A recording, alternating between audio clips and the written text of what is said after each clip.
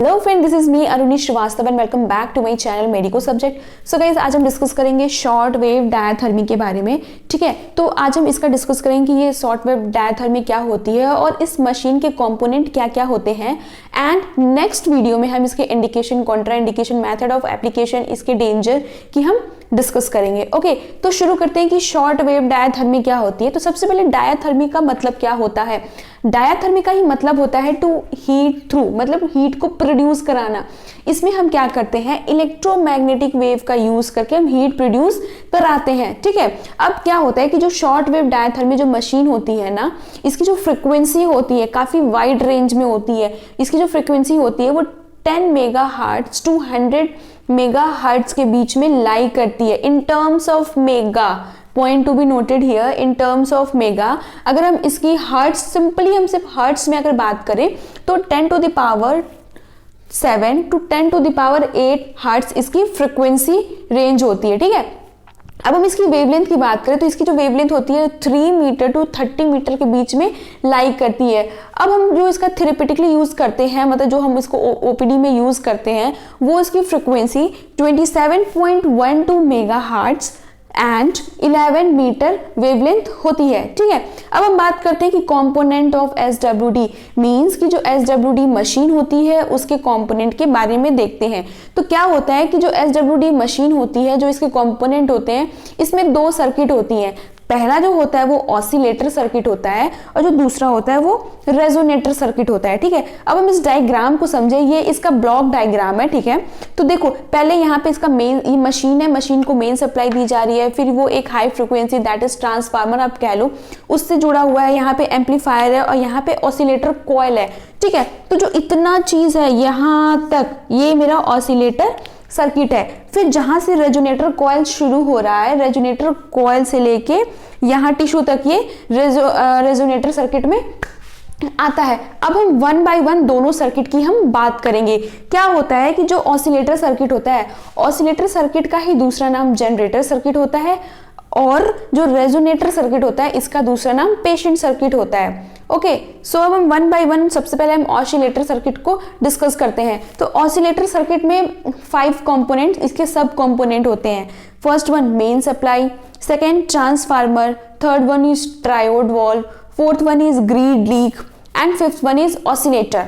और जो resonator circuit होता है उसमें resonator coil, resonator condenser, electrodes, ammeter and tissue आते हैं। अब इसको वन बाय वन डिस्कस करते हैं कि ये क्या होते हैं। ओके, सो अब हम बात करते हैं ऑसिलेटर सर्किट की, कि ऑसिलेटर सर्किट में जो सब कंपोनेंट होते हैं दैट इज मेन सप्लाई। ठीक है, तो जो मशीन होती है, मशीन की जो मेन सप्लाई होती है वो नॉर्मली जो घरों में होता है alternating current with 220 to 240 volt with 50 cycle per second frequency से हम इसकी मेन सप्लाई करते हैं। ठीक है, अब हम इसके नेक्स्ट पे आते हैं दैट इज ट्रांसफार्मर। ठीक है, ट्रांसफार्मर, इसमें जो एसडब्ल्यूडी होती है उसमें हम step down as well as step up दोनों ट्रांसफार्मर यूज करते हैं। अब क्या होता है कि जो स्टेप डाउन होता है, स्टेप डाउन ट्रांसफार्मर में क्या करते, स्टेप डाउन वाले में क्या करते हैं, जो स्टेप डाउन का जो सेकेंडरी कॉइल होता है, सेकेंडरी कॉइल से ट्रायोड वॉल्व के फिलामेंट को हम जोड़ते हैं। क्या करते हैं, जो सेकेंडरी कॉइल होता है स्टेप डाउन का, उससे ट्रायोड वॉल्व के फिलामेंट को हम जोड़ते हैं। और स्टेप अप में क्या करते हैं, स्टेप अप में क्या करते हैं कि जो स्टेप अप का जो सेकेंडरी कॉइल होता है उससे हम एनोड प्लेट को हम जोड़ते हैं। Anode plate of triode valve को हम सेकेंडरी कॉइल से जोड़ते हैं। ठीक है, अब हम नेक्स्ट बात करते हैं ट्रायोड वॉल्व। ठीक है, इसमें ट्रायोड वॉल्व भी हम ऐड करते हैं, इसका सब कंपोनेंट है ऑसिलेटर सर्किट का। तो ट्रायोड वॉल्व में क्या होता है कि एक एनोड होता है, एक कैथोड होता है, ग्रिड होती है। ठीक है, तो ट्रायोड वॉल्व में क्या होता है कि जैसे ही क्या होता है कि जैसे ही हीटर या फिर जो फिलामेंट है वो हीट होता है, वैसे ही कैथोड से इलेक्ट्रॉन का फ्लो होना शुरू हो जाता है।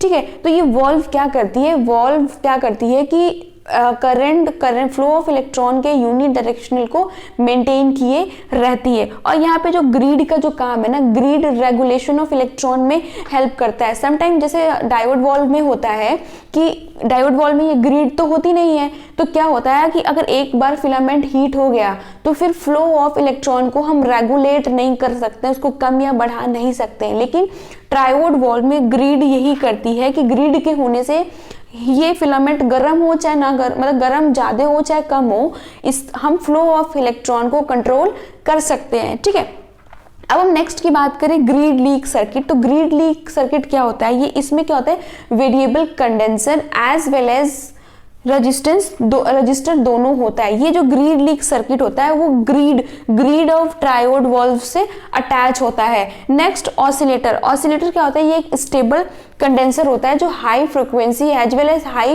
एम्पलीट्यूड ऑफ करंट को फ्लो कराती है। अब ये तो हो गया मेरा ऑसिलेटर सर्किट। ठीक है, अब हम रेजोनेटर सर्किट की बात करें तो क्या होता है, रेजोनेटर सर्किट में पहला क्या आता है, रेजोनेटर कॉइल। अब क्या होता है कि जो high frequency and high amplitude की जो करंट यहाँ ऑसिलेटर कॉइल में आई थी वो इलेक्ट्रोमैग्नेटिक इंडक्शन के थ्रू रेजोनेटर कॉइल में फ्लो हो जाती है। ठीक है, रेजोनेटर कॉइल में फ्लो होने के बाद क्या होता है, नेक्स्ट आता है रेजोनेटर कंडेंसर। रेजोनेटर कंडेंशन क्या होता है कि इसमें क्या होता है कि ये इसको समझो ऐसे कि ये चार्ज को स्टोर करता है।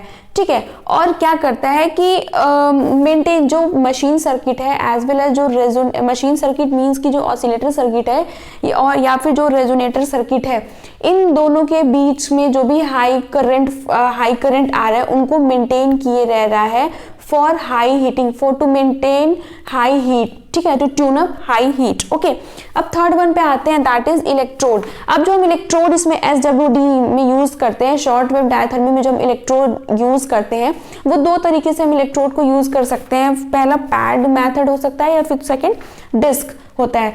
तो क्या होता है कि जो पैड इलेक्ट्रोड होता है, पैड इलेक्ट्रोड को हम बॉडी सरफेस पर डायरेक्टली नहीं रखते हैं। जब जो बॉडी सरफेस है और जो इलेक्ट्रोड है, जब इलेक्ट्रोड को बॉडी सरफेस पे लाने से पहले इसको हम टॉवेल से रैप करते हैं जिससे कि बर्न के चांसेस ना हो, या फिर हम डायरेक्ट नहीं रखते हैं, इसके भी हम कॉन्ट्राइंडिकेशन हम नेक्स्ट वीडियो में पढ़ेंगे। तो जो पैड होता है उसको हम डायरेक्ट बॉडी सरफेस के कांटेक्ट में नहीं रखते हैं, एटलीस्ट एक टॉवेल हम जरूर लगाते हैं। ठीक है, अब डिस्क इलेक्ट्रोड की हम बात करें तो जो डिस्क इलेक्ट्रोड होता है वो मल्टी पोजिशनल होता है। इसके जो आर्म होते हैं वो मूवेबल आर्म होते हैं। हम जहाँ पे भी जिस भी बॉडी सरफेस पे लगाना होगा, जिस भी बॉडी के पार्ट में हमको डिस्क इलेक्ट्रोड देना होगा, उस हिसाब से हम इसकी जो आर्म्स एंगल है उसको हम सेट करेंगे, देन पेशेंट को हम ये डिस्क इलेक्ट्रोड लगाएंगे। ठीक है, इसको क्या करते हैं, ये जनरली तब देते हैं जब बॉडी सरफेस के कांटेक्ट में हमें नए इलेक्ट्रोड को लगाना हो, तब हम इसको डिस्क इलेक्ट्रोड देते हैं। अब हम एमीटर की बात करें तो एमीटर क्या होता है, ये मैक्सिमम रीडिंग शो करता है जब machine circuit as well as oscillator circuit resonate होते हैं। तो ये जो एमीटर है ये फ्लक्चुएट होता है, ये अपनी मैक्सिमम रीडिंग शो करता है। लास्ट जो सब कंपोनेंट है दैट इज टिश्यू। अब क्या होता है, टिश्यू में क्या होता है कि जो इलेक्ट्रोमैग्नेटिक वेव है वो टिश्यू के अंदर जाते हैं, वहाँ पे हीट प्रोड्यूस करते हैं। उस हीट की वजह से जो भी वहाँ पे स्वेलिंग होती है या फिर वहाँ पे जो भी पेन होता है वो रिड्यूस हो जाता है। So guys, this is all about component of SWD। So thank you, stay tuned.